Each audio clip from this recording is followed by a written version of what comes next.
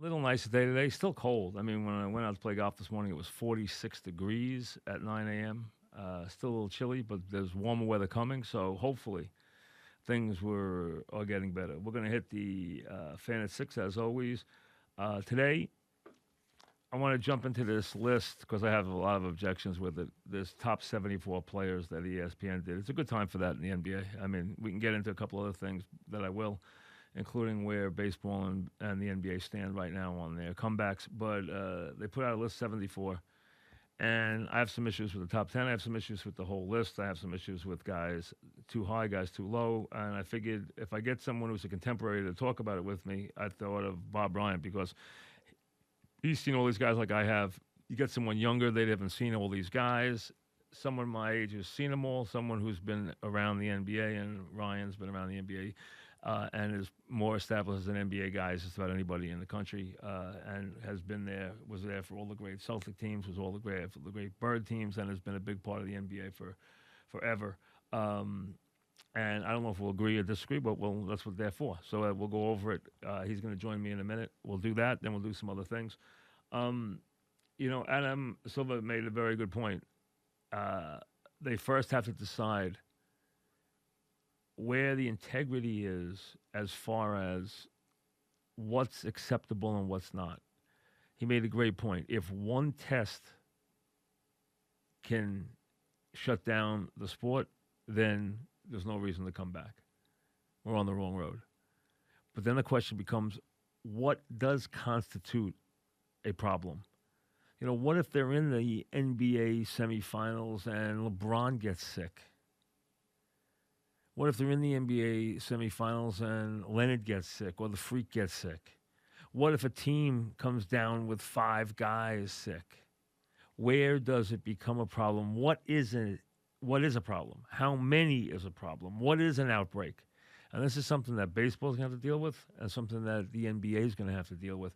And it's a question they have to sit down right now with the union people, with the owners, with the medical people, and decide exactly how much testing, how many people are going to let into their worlds, and what is an outbreak? What is something that stops the show? What is something that interrupts our action? It can't be one person, but what is a reasonable take for that? And that's something they have to come to grips with.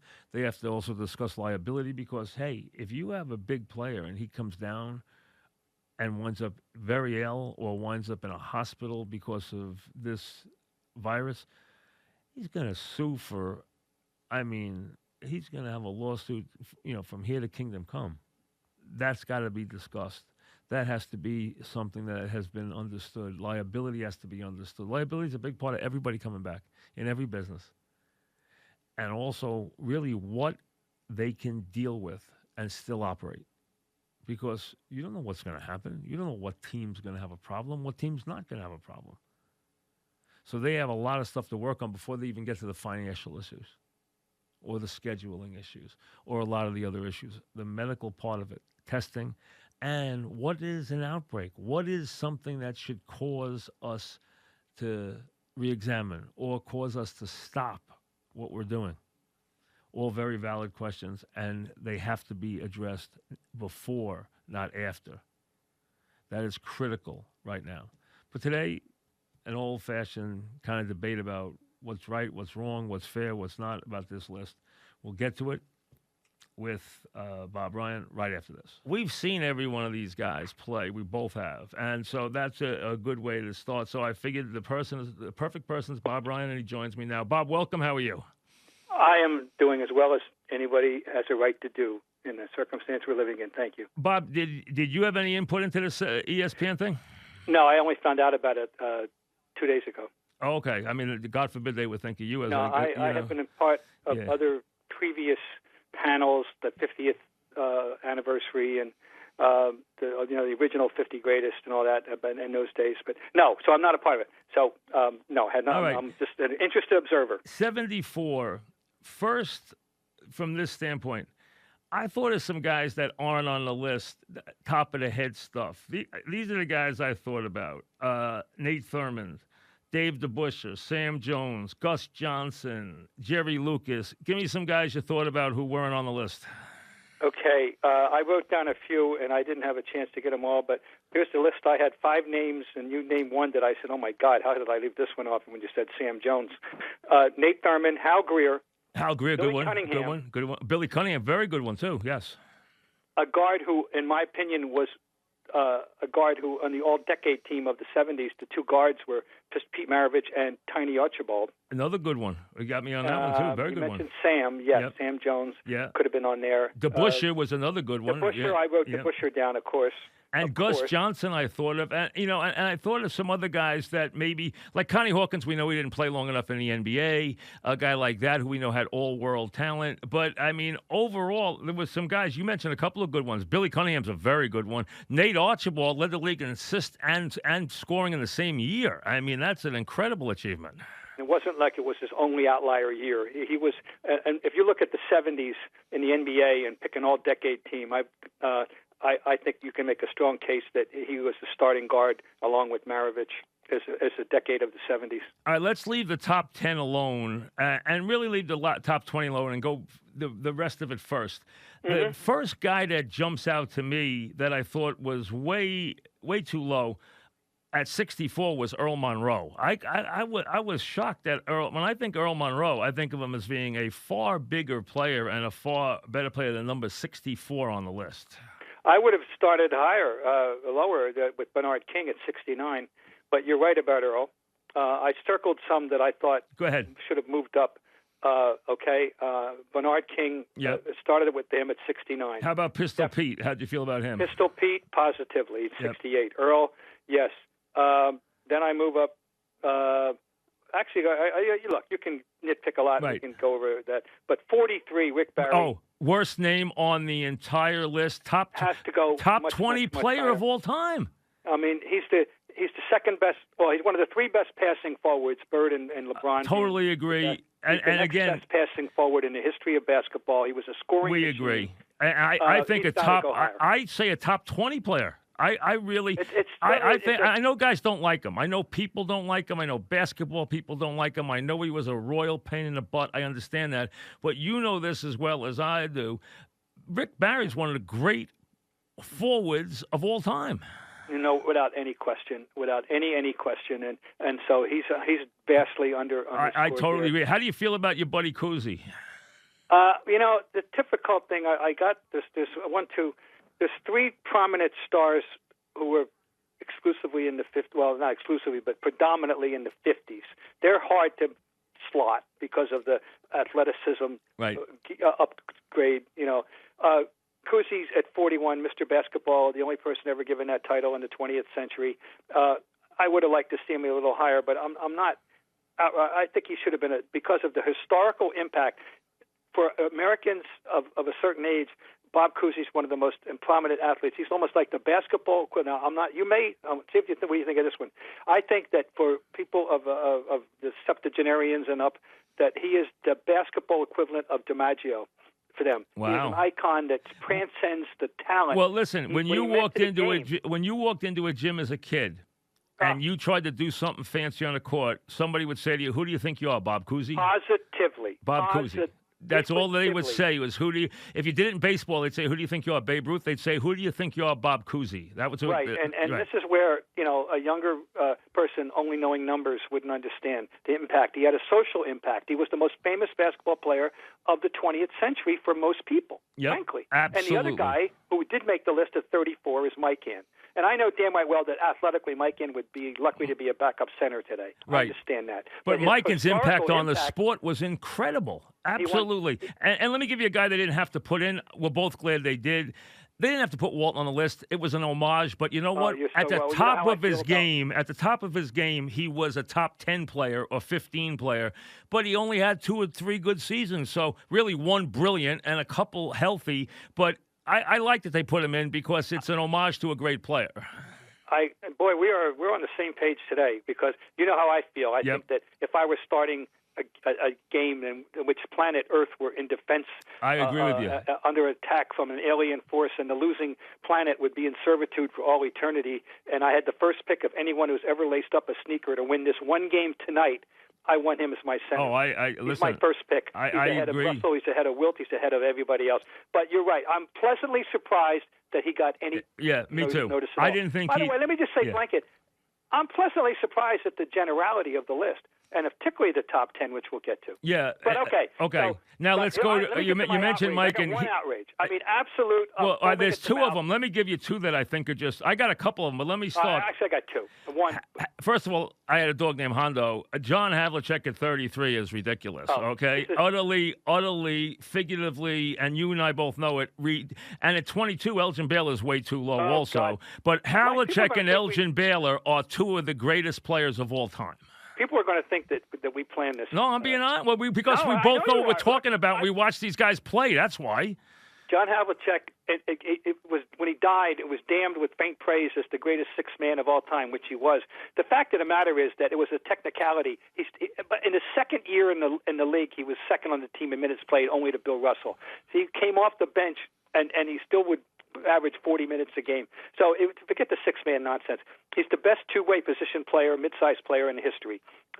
And at guard great forward, defender, a great defender too. He was every bit as good as Oscar and West, and in fact better in his last 5 years of his career. Okay, and you're right. Elgin Baylor individually changed basketball. He's the most significant offensive player of the last 60 years. He changed basketball, a game that was horizontal and a little bit vertical, and he made it diagonal. Why do you think? That were never seen before. He invented all modern individual basketball stems from two people, and mostly Elgin Baylor, and the second one you mentioned, Connie Hawkins. Well, answer me this, okay? We're talking with Bob Bryant. You are Mr. NBA, okay? Explain to me this.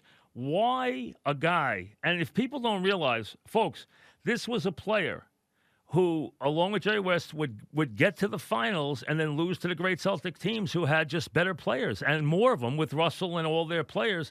This guy averaged 34 points and 15 rebounds, 38 points, 34 points, 27 points, 29 points, 35 points, 18 rebounds in a game. Think about this. This is a small forward doing this. 6'5", a great rebounder, a great ball handler, a charismatic player. Could float like crazy, would float through the air. Yeah. Modern individual basketball offense begins with Elgin Baylor and then runs through runs through Dr. J and eventually to Michael Jordan. That's the lineage. He's the godfather of the great godfather of Michael Jordan is Elgin Baylor. Elgin Baylor, folks, for his career averaged 27.4 a game for his career. I mean, think about that. It's I cannot believe for some reason. I understand. You know why, Bob? Because somewhere along the way, we started, people who do this, they look at two things. How many MVPs did they win? Remember, Wilt and Russell were in the league at the time. I mean, and they were winning the MVPs every year. And then on top of it, how many championships did you win? That's all they look at. How many MVPs? How many championships? That's not all it was in those days. That's why guys like Oscar Robertson don't make the top 10, or Elgin Baylor gets put at 20. Listen, let me be fair to this. I've been a big defender of Scottie Pippen's worth for years. The idea of Scottie Pippen being better than Elgin Baylor or John Havlicek is the most ridiculous thing I ever heard in my life. Well, it's right up there. It's certainly in the top 10 of things. And no offense, he's a wonderful player, but he's not on the level of John Havlicek, and that period. Okay, let me get. I got a problem with. Listen. I have a problem with Jerry West being 16. I also have a big problem, and this will really, if I have a young person, I will go crazy. I have a problem with Curry being 13 to begin with, and then him being ahead of Jerry West. In no world where I watch basketball in my life is Curry ahead of Jerry West. I'm sorry. Well, I'm a Curry guy, and he's the greatest shooter who's ever lived. The list, I'll tell you, from looking at this list, from 16 on down, once we get past the most overrated great player in the history of sport, let alone basketball, Karl Malone, whose numbers belie the fact that he's one of the worst clutch players who ever lived. So that's good, and I think Moses. I think Moses is underrated too, and I think Moses is underrated. Moses should be. Yes. Moses, first of all, Moses is. top 5. All right, let's start. Let's go back to the 30s for a second. You got Isaiah at 31. What do you think about that? You okay? I'm surprised. It's about right. He's right there clustered. I don't like Harden, but his numbers are good. Guards. You got 4 guards in a row there. 30, 29, 28, 27. 3 in a row. No, 4 in a row. Isaiah. All right, if you had a game to win, if you had a game to win, would you take Stockton, Iverson, Nash, Isaiah, or Harden? Which one? I wouldn't take Harden. Either would I. I can't stand Harden. But he's 32. He's 32. But which one of the 5 would you take? Which one of the 4 would you take? Isaiah, Nash, Iverson, or Stockton? Who's capable of the best game? Is it going to put it that way? Yeah. Whose game? Isaiah. Take Isaiah. I think so too. His highlight film in the playoffs is almost second only to Michael. He had some incredible finals. He had some incredible finals. He really did. I was there for the 25-point third quarter. Yeah. I was there when he scored 16 points in a minute and a half against the Knicks in Game 5 in 1984. His highlight film, he's capable of extraordinary things. I would have to, and he's a controversial character. I understand that. But I would say I would go Isaiah. I would want the steadiness of Stockton. I would take the Iverson was capable of great things, but I like Nash. I'd go that way. I'd go Isaiah, Stockton, Nash, Iverson among those 4. Are you okay with Kidd, McHale, Ewing, Pettit, Frazier? I wish I could get McHale higher. Obviously Pettit. I'm glad they got him at least as high as they had. He's a little low, but he's okay. But I understand. I think McHale's. I think McHale's okay if in the top 40. I think McHale's okay where he is. McHale, McHale is still he's the greatest low post scorer. Kidd's a really good player. I don't have a problem with Kidd. I think Kidd was a really good player. No, the guy that I think probably does well. Go ahead. Interesting. Well, Barkley at 23. I think I got to move him up. I want Barkley ahead of Dirk. I want Barkley ahead of certainly ahead of Malone. I think Barkley is better than Pippen, Garnett. Nowitzki's interesting with Barkley, but he's definitely better than Garnett and Pippen, no question. Well, Garnett and I'd take Barkley over Karl Malone in a big game any day of the week. Oh my God! Listen, any on the day of the dream week. team, it was such a joke that Barkley, who was the best player in those games, he was the best player on the team. Michael, we always kidded in the dream team. Michael's game was going to depend on whether he played 36 or 54 in the afternoon, Yep. But he played when he felt like playing, and some games he mailed in. Barkley came to play every night. He was the best player on the team. Bob Knight told me in '84. He told me that when he ran the trials, he said Barkley. He cut Barkley from the team, as we all know, but he told me Barkley was the best player, but he warned him, don't come back heavy. And he came back heavy, and he said, what are we going to do? He said Barkley dominated the entire proceedings and was the best player in the whole trials in '84, better than everybody on the team. And especially since the praise he eventually would lavish on Michael, that elevated Michael. All right, so Malone, this is a personal. Tell me about Karl Malone. So I got an agenda. Karl Malone's overrated. Period. I don't want to hear about it. Okay, I don't argue with you. How do you feel about Nowitzki? Okay with Nowitzki? I like Nowitzki. I would put, but I got to put Barkley ahead of him. All right, I like both of them. I can live with those two. I like Barkley ahead of Pippen. I like him ahead of Karl Malone. I agree with you there. Or Garnett. I'm not a big Garnett guy either myself. Well, I think he's. I think he's not getting his proper due. When the biggest problem with Garnett was he didn't want to take over. He didn't have. Yeah, that wasn't his thing. If you're a top 20 all timer, you got to take over the game. It's a fair argument, and we can have it later when the Hall of Fame comes. All right, now. But I take Barkley over him. All right. Barkley's explosiveness over him. Yes. You agree? I got Moses Malone too low at 18. I would put him in the top 12, 13 players. Well, we got to. Do you like Moses better than Olajuwon? No, I don't. Well, I like him better than Shaq. I like him better than Shaq. I kick Shaq out of the top 10. Well, so do I. I'll get put him behind both Moses and Hakeem. When we get to the top 10, let's go there now. We're talking about Bob Bryant. Here's how I did the top, Bob, and you can tell me what you think. I think there's 5 guys that are undisputed. We can decide how we're going to ring them up, but there's 5 guys who are standalone at the top 5. Jordan, LeBron, and the 3 centers. Wilt, Russell, and Kareem. Those, to me, they all have won 4 or more MVPs. They've all been incredibly dominant players. That we can argue how we want to put them, okay? And they didn't put them that way because they put Jordan 1, LeBron 2, Kareem 3, Russell 4, and they put Magic ahead of Wilt, which is, I think, ridiculous. I think I would put it, here's how I put it. Russell, Jordan, Wilt, LeBron, Kareem is how I put it. Do you argue with the top five? Is there anybody you would put in with the five? No, I mean, it pains me to keep the. I think they got the right 9-1. They got the right people. We just have to reshuffle them. I don't have Kobe correct. in the top 10. I put him in. I have the Big O in the top 10 instead of Kobe. Well, and that's tough. And I wouldn't have any problem kicking Kobe and exchanging Oscar. Here was my second 10. Here's what I have. I have Big O 6, Bird 7, Magic 8, Duncan 9, Olajuwon 10. What would you have 6 to 10? Okay, well, let's see. First, I got Russell 1 and Michael 2. Okay, so do I. So do I. Who do you have 3? Who do you have 3? Would it be Wilt, LeBron, or Kareem? Kareem. Okay, I have Kareem 5. Okay, you know why? Because I thought Kareem was a little soft at times. I thought he was. Well, he stopped rebounding for about 10 years. Right. Frankly, although you look back at his early days, he did it. But any way you want to put the top 5, I'll take him in any order. I'll take him in any order. I would go Russell 1 because of the championships and Jordan 2, and then I'd go Wilt, LeBron, Kareem. If you want to move one of them around, I'm not going to kill you, but I'm those 5. Then I got the Big O, which I think deserves to be there. I think people don't understand, and you do, but don't understand how good Oscar Robertson was. He was a perfect basketball player, as we all know. He just was on the wrong teams. And then Bird and Magic both belong there. I have Duncan there. And then I go Olajuwon 10. I would slide Kobe and Shaq into the next 5 players. So I don't have either one in the top 10. How about you? Who's in the top 10? I definitely want Shaq out of there. How about Kobe? You got Kobe in? I hold it against Shaq that he never once led the league in rebounding, and he should have led the league in rebounding 10 times. I agree. And also, I just think he was lazy. I think he was lazy. Yeah, he didn't. Believe it or not, folks, he didn't fulfill his full destiny. There's no question about that. You go Bird Magic or Magic Bird? Oh God, doesn't matter.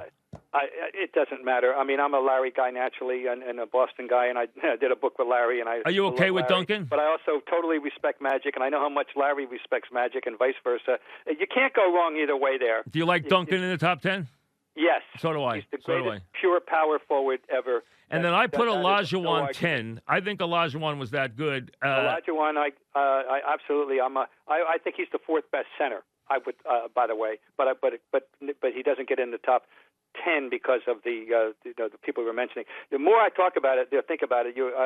I'm with you on Oscar over Kobe. I am absolutely with you on that, and nothing against Kobe. No, but you're right. People have to be re-educated to how important a figure and how great Oscar Robertson was. He may be the greatest technician of all time. I mean, John Wooden told me in an interview. I said, Coach, I know it's crazy, but what player do you think have you looked at and said, wow, he said Oscar Robertson's the greatest basketball player I've ever seen. That's what he said to me. But that was a truth. At a point in time, that was true. And now we've had Michael and LeBron, and question. That argument we'll have forever. And I think they both were ahead of him, and I'm fine with that. I mean, I sat in a room with Oscar in my studio, and Oscar said to me, "I don't care what anybody says. I'm better than Michael Jordan." I said, "Well, I wish you could prove it, Oscar, but I mean, you were damn good." He goes, "No, I was better than he was. I did more. I said, "Well, listen, we could argue that all day, but he thought so." But let's be honest, we know how good he was. Bird, no question. Magic, no question. Duncan, we agree on. Olajuwon, Kobe. That's where I would also have Moses Malone in that next group. They also have. All right, let's go to a couple of these modern players. Do you think you like Curry as high as 13, or would you slide him? I would slide him. Would you put him that high? Boy, I tell you, I can't. He's the greatest shooter of all time. No one has ever shot the way he has from a distance to create his own shot. It's astonishing what he does. I'm not. I'm not. You're okay with him? I'm not outraged. No, I'm really pleasantly surprised at the top. They got this pretty good. The one guy, a little too early for Durant to be 14 when you got people. Where would you put Durant? Pardon me? Where would you put Durant? Well, I'd slide top 20? Between 20 and 25 right now, and give him a chance to move up. And when we have this discussion in 3 or 4 years, then we'll talk. But he does not belong, based on his career accomplishments so far, to be in the top 15. All right, now this guy, I've always, and listen, I think he's a gentleman. I think he's a wonderful guy. And I think he was very important to basketball. He was a great ambassador. I always thought Julius was a little overrated myself. I mean, I just thought he had some limitations at times. I really did. I think he was guardable at times. He obviously was a great ambassador and a great showman, but I thought 15 might even be a little high. I think he's maybe a little bit closer to 20. And the thing is, his greatest moments were in the ABA. There is no question about that. No question. That the dynamism that he displayed. All right, you and I are both going to say this, and this is going to drive people crazy. If you're starting a team, who starts it forward, Rick Barry or Julius Erving? Rick Barry. Me too. Rick Barry. I saw them both play. I went to school across the street from where they both played. They both played in the building. I went across the street went from practice to the building every night. I watched Rick Barry every night after baseball practice, went up and bought tickets for the playoffs when he was there. I watched him every night. I watched Julius there all the time. Julius was a incredible physical specimen. His dunks were unbelievable. But Rick Barry, people have no idea. He might be the best passing big man forward of all time. I mean, the guy he shot 90 on the foul. All he did was shoot 90 on the foul line. And the guys told me, I had coaches who told me he was the smartest player they ever encountered. Yeah. No, Rick. I don't know. I think his personality. Yeah, he's a bad guy. He's a nutcase. Let's be honest. I mean, I'll be the first to admit he's a pain in the neck. So I understand why he falls, but he was a great player. I mean, a great player. You know, a guy I'm looking at that if we have this, revisit this in 5 years. So it's fun to think about. You know, who a guy that sitting at 45 is somebody that's going to be dealt with, going to be reckoned with. Anthony Davis is going to move up. And how good is the Freak going to be? The Freak is at 27 in this list, a little high right now. Right. I think I would have. And Leonard's too high too at 25. He doesn't deserve 25 yet. No. You're right. How about Wade? You think Wade totally deserves 26? But overall, okay, here we go. Wade. You know, I'm coming. Not, I shouldn't say coming around. I'm being reminded about how good Wade was. Wade was good. He was good. Wade won a title before LeBron. Although that was controversy about him living out the free throw line in that series, I understand that. Right. But Wade's pretty damn good. I agree. I think I don't have. David Robertson is overrated to me. I agree too. I happen to agree. I always thought he was like a glorified 3-man. Right. He really wasn't even a center. I happen to agree with you. I think David Robinson's overrated. I totally agree. Good defensive player, good player. But I'll tell you what, on the human being scale, oh my God, wonderful guy. 5. Absolutely. But in this league, I mean, no few guys have ever dignified this league more than David Robinson, and he continues to do so. But I think he's too high at 24. Oh, I agree. I think he's too high. I totally agree. I mean, the idea that John Havlicek sitting there at 33 is offensive. Same thing. That's the single, really. That and Baylor. Baylor should be within 15. I'm sorry. Yeah. He should be in top 15, and Havlicek should be in the top 20 also. Havlicek and Baylor they would absolutely make the top 20. They might even make the top 15 on my team. So, I mean, they're both there. Yeah, John, I'm admit to a bias. I mean, I don't care. I agree with you 100%. I watched Havlicek play 1,000 games. Havlicek was as good, as you said, he's as good as Jerry West. Yeah, he was. And he guarded, look, he as a forward, he was no coach ever benefited more from the versatility of a player than the coaches that coached him. That you could put him in at guard or forward, change the game immediately. Then when he became a full-time starter, all he did was make first-team All-League every year. He would have been all-defense, like so many other people, a few more times if they even had an all-defensive team. Then once they started having it, he was still making it at age 33. It's no question that this is the one that really reflects. The I won't say the ignorance, but the non-understanding of maybe some of the younger. Do you think Kareem gets his due now, or is he almost? I know they always make sure to put him, and they did put him very high on this list. Yeah, it's 3. It's funny because if you count high school, college, and the pros, he had the greatest career of all time. I mean, I don't think there's any question. I mean, because his college career is so brilliant, and then his pro career. I mean, he wins 6 MVPs. He loses 2 college games in 3 years. Right. MVP, MOP all 3 years. His Player of the Year all 3 years. And one of them, one of the most famous games of all time. Right. in the Astrodome on January 2068. He's playing with double vision. He's got a patch over his eye. Yeah, absolutely. And they lose by 2. Yeah, Elvin Hayes. What do you think about Elvin Hayes at 44? Elvin Hayes is a hell of a player. I'm not an Elvin fan. But he's a good player. He was a good player. Yeah, I think I'm happy with him. He can stay right where he is. Do you like Westbrook at 42? You think that's too high? No, or you think he's okay? He belongs in the 50 to 60 right now. Hey, he can move up. No question. What's your thoughts on George Gervin? The Iceman. I'm surprised. I thought that they would be dazzled by the flash of the Iceman. Frankly, he was special. A wonderful scorer. I'm fine with him. I don't care whether you put him in at 40. As long as he's in the 40 to 50, that's okay with me. Is anybody Dominique a little surprising? I thought I thought they might go for the flash and put him. That's why there are certain things about this list. No, listen, they didn't take Wilkins and put him crazy high because he's a flashy guy. Listen, they put a couple of the modern guys a little too high to me. They put Curry, which you don't have a problem with, a little high. They put Leonard and Freak too high. But you know what? They're trying to put some balance in there. They didn't forget Mikan, which is good. They didn't forget Pettit. They put them both in there. We haven't mentioned Frazier, who's 39. And listen, Frazier belongs there, no question. I mean, when I look at Frazier and Chris Paul, Frazier was a lot better player than Chris Paul, that's for sure. There's one interesting one in here to me. I'm pleasantly surprised. Who? Because I'm a big fan. I'm a member of the fan club, and that's Pau Gasol at 65. The fact that he's on any list. I was surprised he was on the list, to be honest with you. He got robbed of an MVP in the 2010. Finals. No question. He won the championship for Kobe. Absolutely won it. In 2 Olympics, helped carry Spain to scaring the hell out of us in the championship games. I think there's a point in time when he was the most skilled big man in the world. I think I'm happy to see him on the list. Do you like? How about your buddy Dave Cowens? You okay with where he is? Yeah. I'm happy to have him on the list as long as he's being recognized at all. I can make a strong case for him in the top 50, but no, I'm not going to. Do you think Ginobili's too high? Ginobili. Well, I'm a Manu guy. I'm shocked that he's on the list. I was surprised he was in the 50s. I said, "Wow!" I was surprised. I advocate that he gets. I also was surprised Tracy McGrady was so high.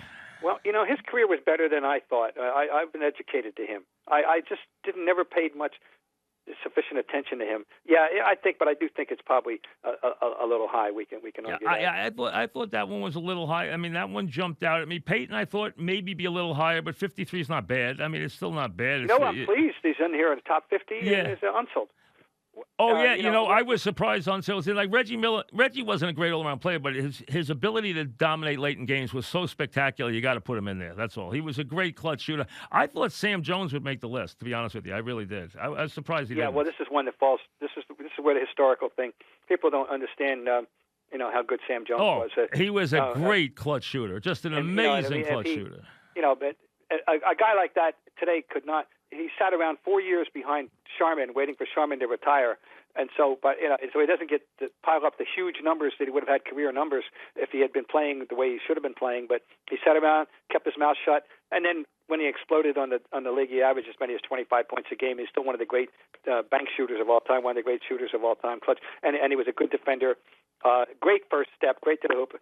Underrated player. Very underrated player. Very, very, and incredibly clutch. You didn't want him with the ball in the last seconds. He's going to make the shot. That's all there was to it. I would have liked to have seen DeBusschere on the list. I agree. And Ewing, listen, Ewing had a good career, and he was an important player. He never lived up to the billing.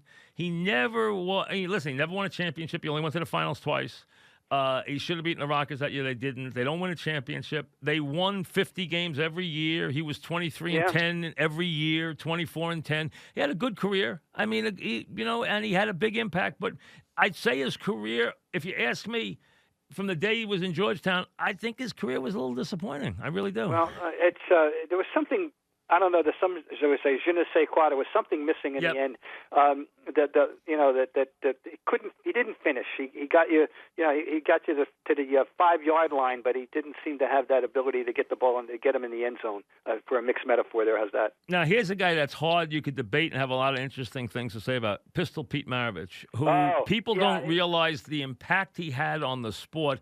They have him here in the 60s. I'm glad he made the list. The list should be there. But the impact, you and I know how how important, just from a standpoint of the sport, Pistol Pete was. Yeah, absolutely, positively. I was real surprised when I found out that he was as low as 68.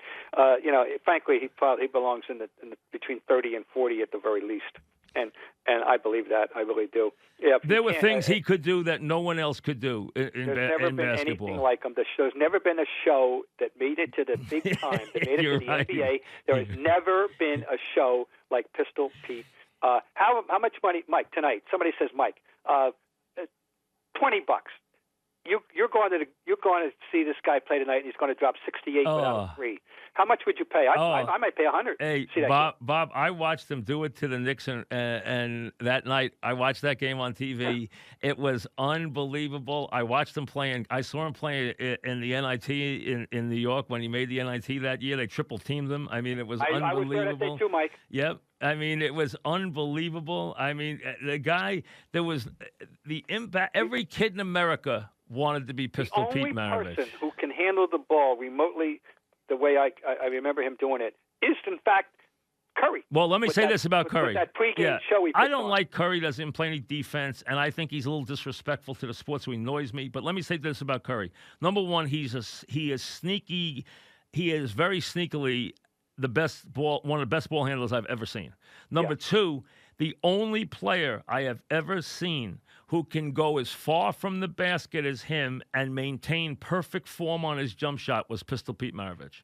They both could shoot from 40 feet, and it looks like a 10-foot jump shot. Pete came into they put the three in his final year, and that's when he ended up in Boston. They picked him up in January of 1980, and he played the next few months with Boston, and he had three-point range.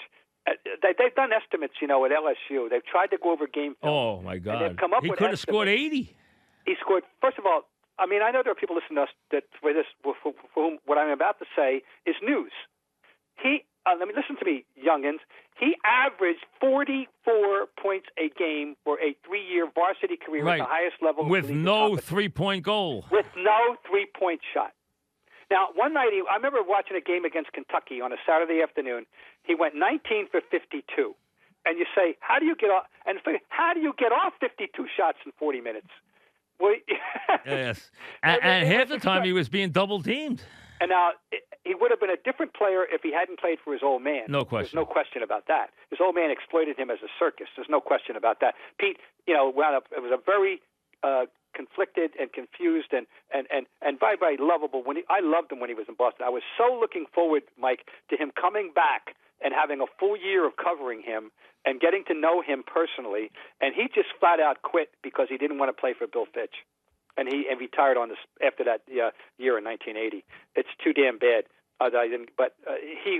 He is historically, let's face it, there's been 2 excellent biographies written of him, as you know. Yep. And he's special. He's a special. Unbelievable. There are certain guys here we can pluck them out for historical significance in their time. Absolutely. The 2 in the 20th century, in the first half of the 20th century, the towering figures were Mikan and Cousy.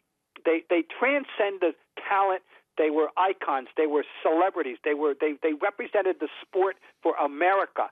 George Mikan and Bob Cousy and Pete Maravich was a special person in the decade of the 60s, and there was absolutely nobody like him. And you know who else had an impact on the game, which you'll remember, people won't remember now, was Earl Monroe. Had a big impact on the game with the way he played. I mean, what a show he was when he was with Baltimore. What a show. When he broke in with the Bullets, because people had never seen him because he played at Winston-Salem. Yep. He was never on television. Nobody knew anything about him, other than they won a national championship and small college, which, fine. But most people in the urban areas had no idea. And who gets credit for him? Jerry Krause. We'll have that discussion some other day. The amazing thing, we're talking about Bob Bryant, of course. This is the Sports Illustrated top 74 players. The guy I was just thinking about, Bob jogged my memory, the most talented player not on this list. And he doesn't belong on the list. But he was physically the most talented player. Now, we know Len Bias could have been on this list if he didn't die, but David Thompson, who was Michael Jordan before Michael Jordan, okay, and who Michael Jordan even talked about what influenced David Thompson, from the highlights he saw on him. David Thompson, who and I know, could do things that were just, you had your mouth open. You had your mouth open. he had a bad drug problem. And obviously won a national championship with NC State. And he had a huge drug problem in his days in the ABA with the Denver Nuggets. But what a wondrous talent! Because I see Alex Inglis on this list, then you think about how good David Thompson was. You get a hold of one of some renowned scribe from the Tobacco Road papers and ask who's the greatest ACC player of all time, and I can promise you, no matter who you get, the answer is the same. It's David Thompson. Oh, amazing! That's why Michael Jordan winning that best college player in that stupid poll that they ran was preposterous. Ridiculous. But the only answer to that is Kareem. Kareem, and Walton second. The only answer to that is Kareem, and if they win, Walton wins one more game.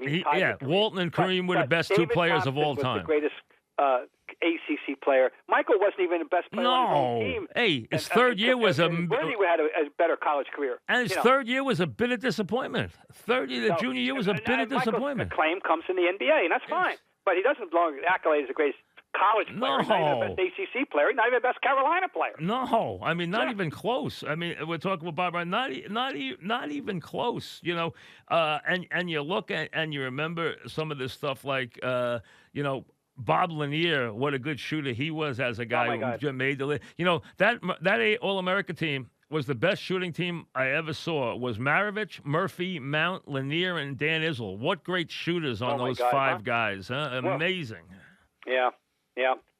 That was the All-America team that year. I want to say, in general terms here, any list is going to be nitpicked to death. Everyone's going to have favorites. Everyone's going to have agendas. Everyone's going to have biases. That's fine. But I want to salute these people. If I say that 9 of the top 10 are the right names in the wrong order, that's the most important thing. All right, let's spend a little minute on the top. Explain, if you can, how we all agree there's 5 guys. They've all won at least 4 MVPs. They've all dominated the sport. 3 are centers, Russell, Wilt, and Kareem, and the 2 great in-between players, Jordan and LeBron, who have each been generational giants. Right. We all understand they're in the top 5, and no one disputes that. We all know it's because of their championships, it's between Russell and Jordan for the top spot. How do you decide one versus the other? Well, the problem is that the world is so different that they each accomplish things and under different circumstances, against different competition circumstances, in a different time, in a different game. It's very, very, very difficult. But I will say this. If you put Russell back into this game today, I truly and honestly believe, without any change of body, and God knows he had the mind that has never been surpassed, that he still is the best rebounder and shot blocker in this league. I don't think there's any question. He's still the best. His athleticism was so far ahead of his time. That's why he dominated. He was so far ahead. And you put the package together, the competitors, they're so equal in their desire to win and their willingness. But the difference is Russell never had to be schooled into how to win or how to blend. Michael didn't win until Michael was willing to share. When he would make that pass to Paxson, when he would make that pass to Kerr, that wasn't the case the first 5 or 6 years of his career.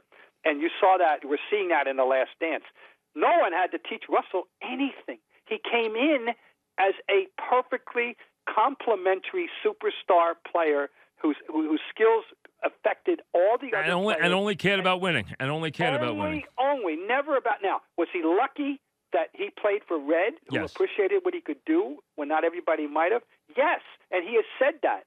He was able to neutralize the greatest force the sport has ever seen in Wilt Chamberlain. And Wilt Chamberlain was a force of nature. This is what people say. Well, wait a minute. Look at the numbers.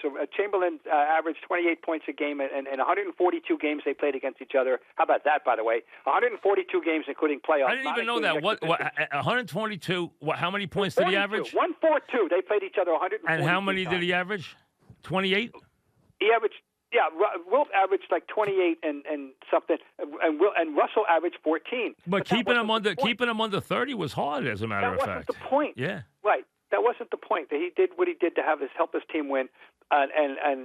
Anyway, but imagine that they played 142 times. Bird and Magic played 31 times. Do you believe? Do you believe if Wilt had been a Celtic instead of Russell, do you think they win 3 or 4? Okay.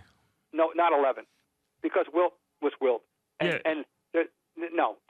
I agree. Will had not psychological issues. Let's put it that way. He had issues, no question. Yeah, absolutely had issues. Do you think Kareem would have won? Do you think it was very fortunate that Kareem linked with Magic? Oh my God, are you kidding?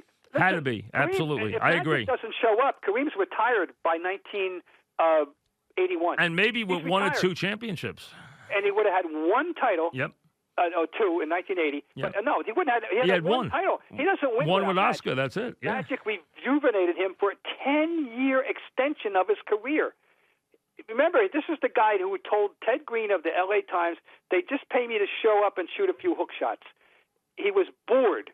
He was totally bored and then this kid shows up and changed everything for him. I totally agree. I've heard some people actually make the point, "Oh, you guys overrate Bird because he's white and he's this and that." I say, you guys don't get it. You know, if you think that about before Larry Bird's back goes, he is one of the greatest all-around basketball players I have ever seen in my life. Maybe the smartest. Maybe as good. He was as good a passer as Rick Barry, if not better, but as good. He was an incredible rebounder and was as lethal a shot maker as we have ever seen. When he was healthy, before that back became a problem, I don't know if you can be a better basketball player. Larry Bird of 1985-86, at that point in time, was the best player of all time, other than center, below center. I always separate them, and we have these discussions. The job descriptions are entirely different. He was the best. And then Magic took the mantle from him when Larry's body started to betray, and Magic continued winning, and Larry didn't. And then, of course, it becomes Michael, and now we have LeBron into the discussion. Throw in Oscar, and there's your 5 best players below center, because a center is a totally different proposition. When we had centers, no, I agree. I think if you take the 3 centers out, your 5 players are Jordan, LeBron, Oscar, Bird, and Magic. I think those are the 5. And then comes Tim. And then I agree. And then comes Tim Duncan, who is a great power forward and an underrated great player.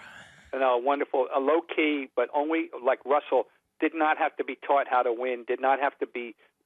He only inherently understood exactly what it meant to be a teammate and to know how to compliment the others and what to do. And he, too, profited from being with the right coach. That's nice. No, that's true.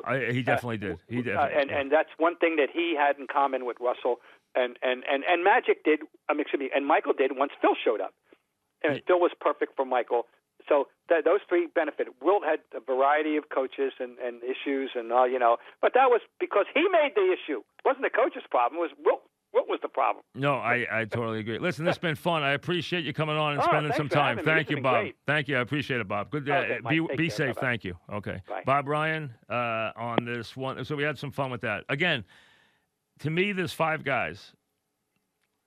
There's the 3 centers, Russell, Wilt, and Kareem, and the 2 great intermediate players as far as size goes in Michael and LeBron. Then Oscar's next, and then comes Bird and Magic, and then I finish the top 10 with Duncan and Olajuwon. That's my 10. I don't put – and now the Sports Illustrated 10 was Jordan, LeBron, 1, 2, Kareem 3, Russell 4, Magic 5, Wilt 6, then Bird, Duncan, Kobe, Shaq. 5. All right, let me do my – Mantle and Bernie Williams. Today, Bernie's day was May the 13th, as always.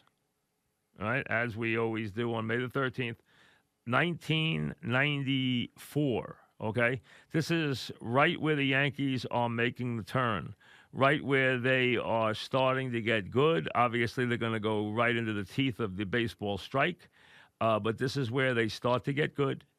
All right. Bernie got off to a very slow start, which he did in a lot of those years. Yankees beat the Brewers 10-4. And Bernie batting down the lineup because he was only hitting under 200 starting the day. Went 2 for 5, 3 RBIs, knocked in 2 runs, hit his 5th home run off Teddy Higuera in the 2nd inning. Got his average up over 200. Started to move away a little bit. For the season, that was his 5th homer, and he had 3 RBIs, which gave him 17, but he was only batting 208 in 94, and he was just about to start to come into his own and become the Yankees' everyday guy in the middle of the order and as their center fielder. Now, for Mickey, this was one of the big days in the history of Mickey's career. May 13th, 1955. Mickey never hit 4 home runs in a game. It was going to be very hard for Mickey to hit 4 home runs in a game. It was very hard for Mickey to hit 3 home runs in a game because they usually didn't give Mickey enough chances to hit the ball. They would walk him too many times. But on this day, he swung the bat 4 times. He went 4 for 4. He hit 3 home runs. He knocked in all 5 Yankee runs in a 5-2 win over the Tigers. He hit a home run, 2 home runs off Steve Gromek. And then he hit a home run off Bob Miller in the 8th inning, his 8th, 9th, and 10th home runs of 1955. Upped his average to 289. His on base was 423. So on this day, now Yogi won the MVP this year in 1955. Mickey's best years were about to blossom after this. But that day, Mickey's batting third, playing center field. Bauer was batting first in right field. Andy Carey was playing third base, batting second. Yogi was behind Mickey, batting cleanup. Then Joe Collins, Irv Noren, Gil McDougall. Those were the guys in the Yankee lineup. Whitey was pitching. There was an old adage that when Whitey pitched, Mickey homered. There was always this old adage that Mickey always bared down and was concentrated a little more and was a little more ferocious at the plate on days Whitey pitched. It was probably a wives' tale, but you know what? It seemed to happen a lot. When Whitey pitched, Mickey homered. On this day, on May 13th, 1955, Mickey went 4 for 4 with 3 home runs and 5 RBIs in a 5-2 win over the Tigers. And he finished the day with 10 homers and 21 RBIs. And again, it was the one time in his career. Mickey hit 2 home runs in a game. I'm going to remember off the top of my head, I'd say 55 times in his career. 50-something times. He had 2 home runs in a game. He hit home runs from both sides of the plate multiple times, more than 10. He might have done it 12 times. I'm not sure. I have to go back and look how many times he did that. But he did it more than double digit, where he hit one lefty, one righty. In this day, he hit 3 homers. He never hit 4 homers in a game.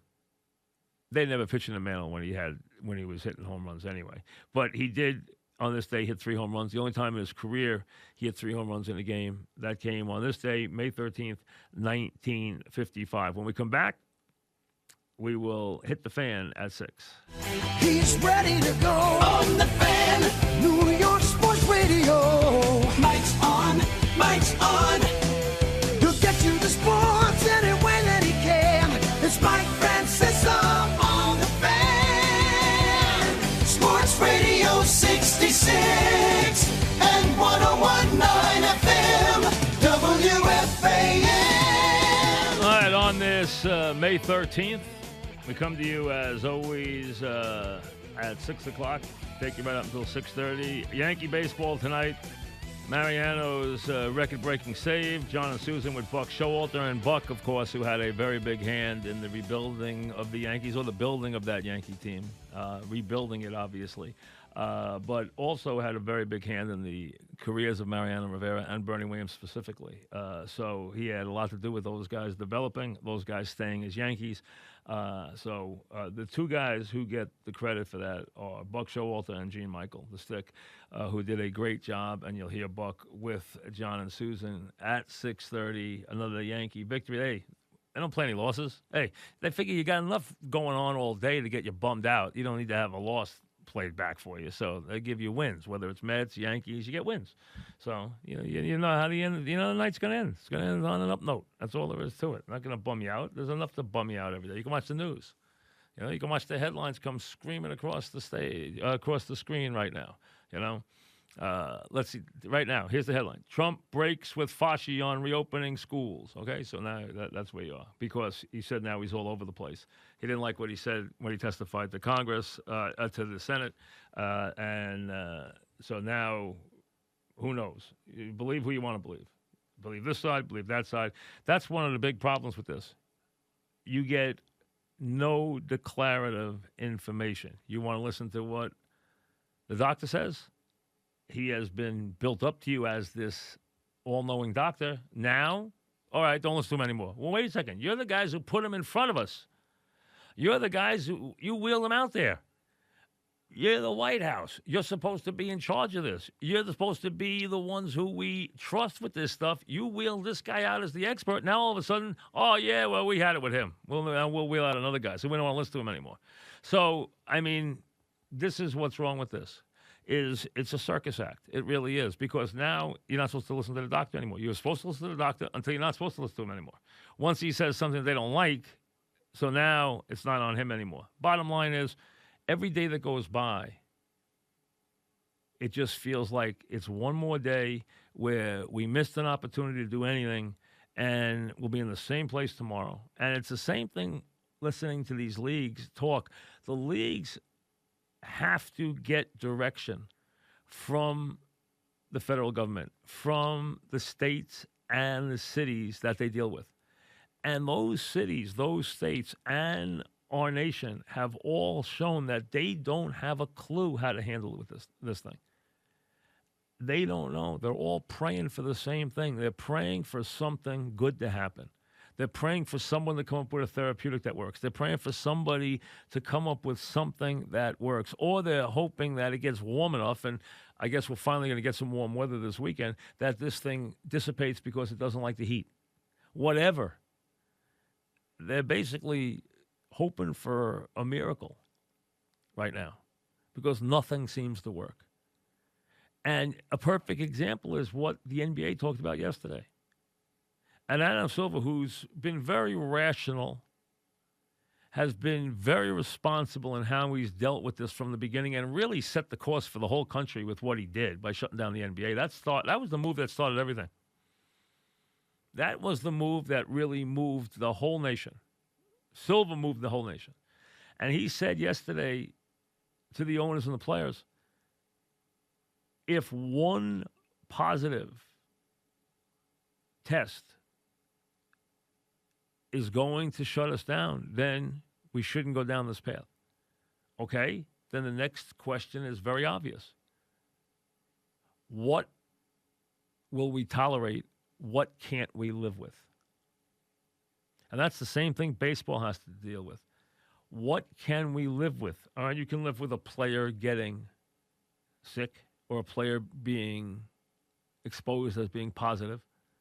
So he has to be quarantined. He's no longer with the club, whatever. What happens if you're in the NBA semifinals and LeBron comes up sick? Or the Freak comes up sick? How do they deal with that? And what happens if a team gets 3 or 4 players or a pitching staff gets 3 or 4 starters? When is it enough? And that is something that both leagues have to right now come to grips with. Before they even come to grips with the money issues, before they come to grips with any of the economic issues, they have to decide what can we tolerate when it comes to an outbreak and what can't we tolerate as an outbreak. What puts us back on the sidelines? What number of positives? If we have a team that can't take the field, obviously we have a major issue. If we have a team that night that doesn't have a pitching staff because all their pitchers got it, or 5 of their starting pitchers got it. But this was the point that was brought up yesterday. He made the point, Adam did, if one positive is going to shut us down, we should not go down this road. Fair point, I think a smart point. So the next question that is begged to be asked is, okay, what is the number that stops us? Is it 5 positives on a team? Is it a team being hampered by 5 key guys?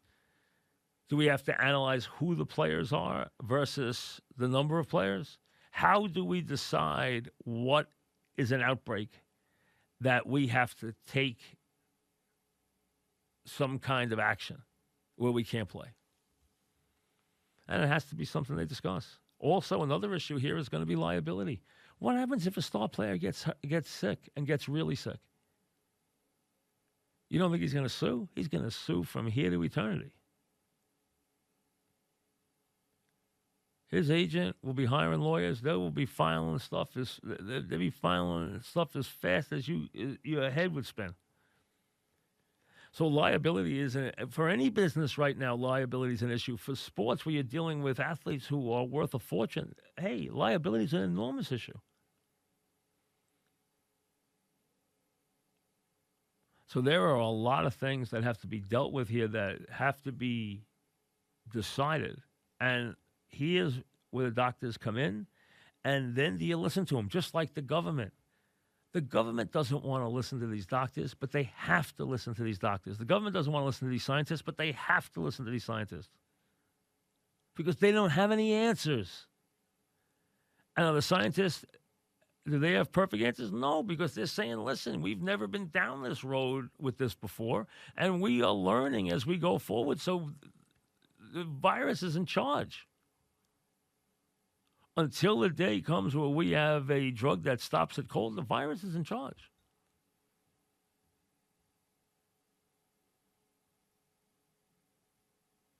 And I understand the president wants the doctor to be rah-rah, but he's not going to be rah-rah with his credibility. He's going to say, hey, this is what I can tell you. I can't tell you more than that. I can't give you the guarantee you're looking for. There's no way I can give it to you. There's no way anybody can give anybody any guarantees. And where they're really breaking ranks is on reopening schools. You know, Fauci said, hey, reopening schools is a bridge too far, he called it yesterday. A bridge too far. And if we're not reopening schools in September, Broadway last night decided to stay out till September. You're already hearing rumblings about how long New York City's going to stay out. Long Island's in the same border as New York City. Saratoga's already been canceled. It gets more bleak by the minute. That's why at least you got a Yankee win. You can count on that tonight, because what else can you count on right now? They give you Mariano's record-breaking save this evening, bring you the game every night. Hey, try to bring you, something to listen to and something positive for a change. I mentioned yesterday how good a job they did raising money with the Robin Hood thing. Give them credit. They raised over $150 million. I mean, that's an incredible amount of money. It was only on the air for 1 hour. I guess people kept, chiming in afterwards, but still, $150 million, man, that is incredible. That is a lot of money. That's a great job. And it goes to the right causes, and they don't take out a lot of administrative costs and everything else, so good for them. I mentioned, and on the radio.com, I had Bob Ryan on, and we discussed this list of 1 to 74 NBA players. Normally you wouldn't, but you do now because it's kind of not that much going on. I didn't have that many problems. I had a couple issues with guys too high and too low. The most egregious guy there were a couple of bad ones, but the worst was Rick Barry being 43. I would have had him in the top 20. He's that good. I think people just don't like Rick Barry, but he was that good a player. I got to see Rick Barry a lot. I got to see Rick Barry a lot in person because he played on the Nets, and I got a chance to see them play a lot, when I was young. And he was an incredibly smart and incredibly great scoring and great passing forward, really, and knew the game inside and out, and did a great job. He really did. Very, very talented guy. Havlicek being 33 is a joke. Elgin Baylor being 22 is a joke. Elgin Baylor averaged 24 points and I think 27 points and 13 rebounds for his career. And you're going to put him 22nd all the time? I mean, come on. That's just crazy. They had years where he averaged 35 points a game. That's just crazy. Even Jerry West at 16 is way too low. To me, there's 5 guys at the top. You can put them in any order you want. You have 3 centers, Russell, Wilt, and Jabbar. They all won anywhere between 4 and 6 MVPs. You have Kareem, and then you have Jordan and LeBron. If you take those 5 guys, the 3 big centers, Kareem, Wilt, and Russell, and the 2 dominant, intermediate players, Jordan and LeBron, both generational leaders and everything else, they've all won a lot of championships. They've all won a lot of MVPs. And to me, those 5 are in any order. Now, the order they put them were Jordan 1, LeBron 2, Kareem 3, Russell 4, Magic 5, and Wilt 6. Magic's too high. I would put them Russell, Jordan, Wilt, LeBron, Kareem. and then I put Oscar 6, and then I would put Bird and Magic 7 and 8, and I put Duncan and Olajuwon 9 and 10. That would be my 10. They put Kobe and Shaq in the top 10. I would put them both in the next 5 guys. They put Big O and Olajuwon 11 and 12. I would move them into the top 10. And they have Magic higher than Wilt. I just think Wilt's on a different level. Well, Wilt was on a different level than everybody. The only thing is I don't think he cared enough. I mean, the guy averaged 50 points a game. Think about that. Averaged 50 points a game. That means, folks, you score 30 points in a game. The next night, you have to score 70 to get back to your 50 average. 70. He averaged 50. So that means he hit his average tonight. His average is 50 points per game. He did things that were just, he had 55 rebounds in a playoff game against Russell. 55 rebounds. His numbers were just insane. And he played on 2 of the great teams when he was motivated and channeled and everything else. He played on 2 of the great teams of all time. His 76er team was one of the great teams of all time. And his Laker team that won 33 games in a row and won the championship against the Knicks was one of the great teams of all time. He won 2 championships. And he won 5, I believe 5, if I remember right top of my head, 5 MVPs. And, they've all won a lot. You can decide between Russell and Jordan yourself. They're all right there. And then I put the Big O, who was a great all-around player, average a triple-double. And then I put Bird, Magic, and Duncan and Olajuwon. So I thought overall the list is pretty good. Listen, you're not going to get everybody on there. You're going to miss some guys. Ewing, if you can, made it at 37. Frazier made it at 39. Reed made it at 60. Bernard King made it at 69. Dave Bush didn't make it. So that was, it was a good list. And I thought reasonably done. They're a little too good to the modern player. I think that's the case, because the Freak, Leonard, guys like that, even Curry, they had him a little higher than I would have. But I guess they wanted to be reasonable to these guys on the way up. They had the Freak like 27th already. It's a little fast for that. He's got some work to do. Now, he's off to a very good start, And we'll see. Adam said that they will decide. He felt they actually had another 4 weeks before they had to make a decision, but they'd like to make a decision within the next 2 weeks and get on a definitive plan within 2 weeks. But he felt they had 4 weeks to make a decision.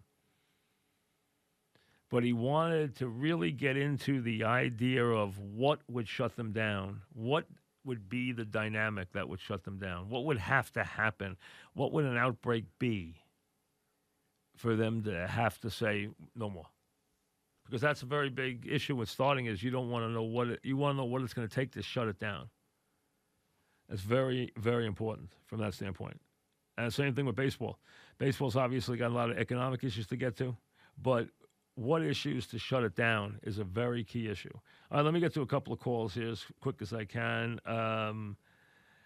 Gary in Jersey, go ahead, Gary.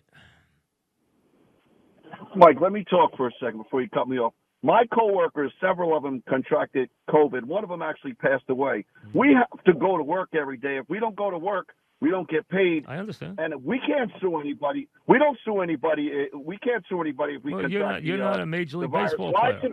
You're not a Major League Baseball player. Yeah, but why? Like, if they don't want to work, let them stay that's home. What, but but don't compare what you do to what they do. It doesn't work that way.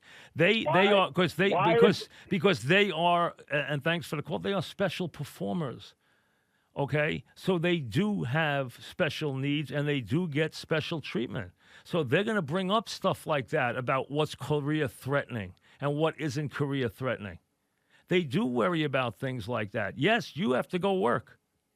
I understand that. Everybody does. But you know what? They're in a unique position. They're going to have those questions answered before they come back.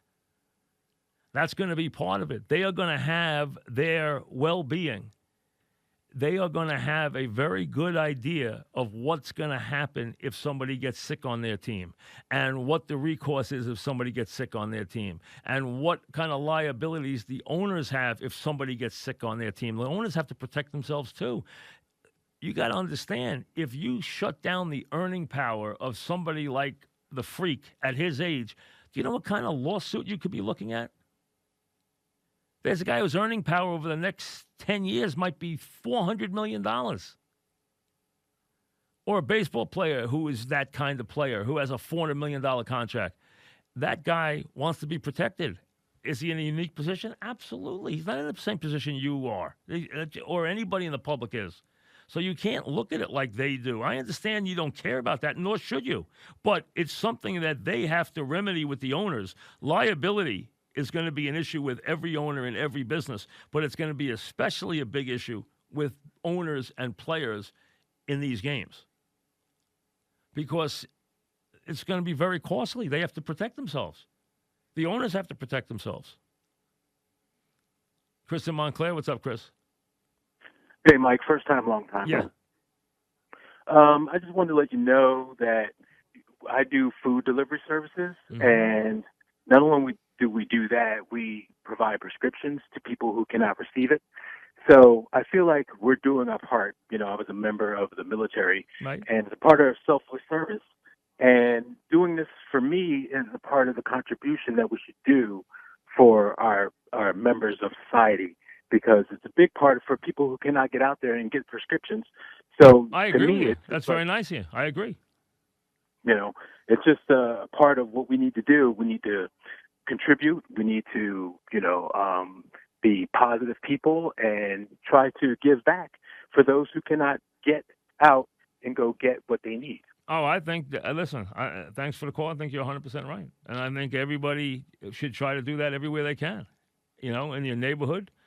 You saw that the other night with the money that was raised. I mean, that was raised for the poor people in New York, the people in New York who can't get food right now or don't have food or don't have a job or anything like that. Okay, I mean, so yeah, absolutely. Everybody has to help everybody else right now. I totally agree with you. Angelo, go quickly. What's up? Thanks for taking my call. Yes. They're talking about restarting baseball Right. and the divisions realigned, which would mean the Mets and Yankees playing each other more often. So my question is... Not very much, though. Not very much. With all your political ideas, you think you'd ever run for office? I'll hang up and listen. No, God, no. No. I'm not doing that. But, I mean, I don't know what that has to do with the Yankees and Mets. But the Yankees and Mets aren't going to play that many times. You're going to play most of your games inside the division. That's going to be the bulk of your games. So the AL East will stay in the East. The other games they play will be against the other East, so that they're cutting back on travel. That's what they're trying to do. They're trying to keep the travel contained as much as they can, so you're not spanning the whole country. So the Central will play the Central, the West will play the West, the East will play the East. The Yankees and Mets may throw a couple extra games in because it's a rivalry game and it will fill the ball. What am I talking about, fill the ballpark? I should say get ratings on TV because nobody's filling the ballpark. Boy, what a slip that is, filling the ballpark, right? So that's not happening. But obviously there would be appeal to the games. So you would have better ratings for those games. We wish we were filling the ballpark. But for the most part, you're going to be playing the games in the 82-game schedule. You're going to be playing the games in your division. And then you're going to sprinkle the other games in. And remember, there's going to be DH in both leagues, which is something that was coming anyway. So I think that was coming before long. It was headed in that direction anyway. I don't think there's that much opposition to it anymore. Okay? Casamigos Tequila, as always, brings you the program, brought to you by those who drink it. Remember, tonight, Mariano's game, John and Susan with Buck Showalter. We'll see you tomorrow. Be safe, everybody.